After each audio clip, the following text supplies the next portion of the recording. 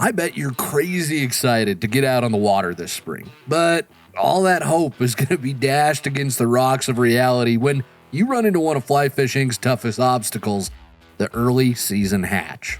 When the first big hatches of the year start popping, the fish don't just gorge themselves silly. No, they're pickier than a toddler at dinner time and just as unpredictable.